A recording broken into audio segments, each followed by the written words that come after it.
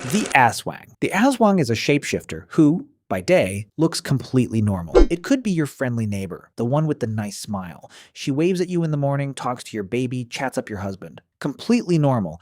But by night, she turns into a monster. And not just any monster. A specific kind of awful. She hunts pregnant women, newborn babies, and yep, even freshly buried corpses. She's not picky. She just needs to eat. But out of the kindness of her heart, when she takes a victim, she doesn't leave an empty bed. She replaces the body with a banana tree trunk carved to look like the person. So the family wakes up. The husband makes breakfast. He calls out good morning. The banana trunk just lies there. Yeah, that is in the actual mythology, by the way. The banana trunk thing. I did not make that up. Now, how do you know if your neighbor is an aswang? The elders say they smell like vinegar. Just vinegar. That's the tell. That's your warning system.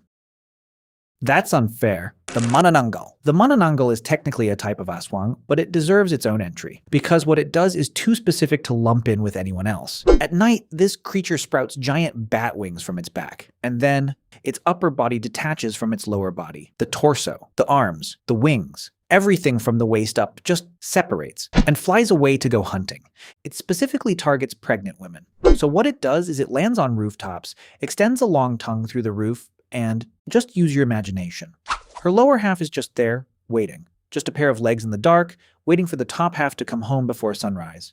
Because if the sun rises and the two halves aren't reconnected, the Manananggal burns and dies. So how do you kill it? You either hide the lower half or you pour salt on it. Yep, salt. Because salt is ouchy. It cannot reconnect if there is salt on its lower half. The sun comes up, the Manananggal burns.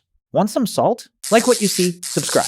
The Tikbalang. The Tikbalang is a half-horse, half-man that lives deep in the forest. It is the Philippine equivalent of the Greek Minotaur, except the Minotaur was trapped in a maze. The Tikbalang is the maze.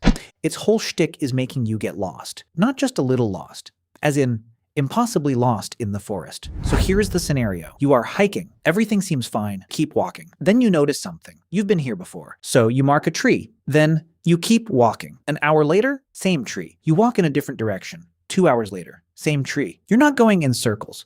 The forest is going in circles around you. The Tikbalang is rearranging the world as you move through it, just to watch you panic. So what do? Supposedly, the solution is to turn your shirt inside out. That's it. That's the fix. Inside out shirt.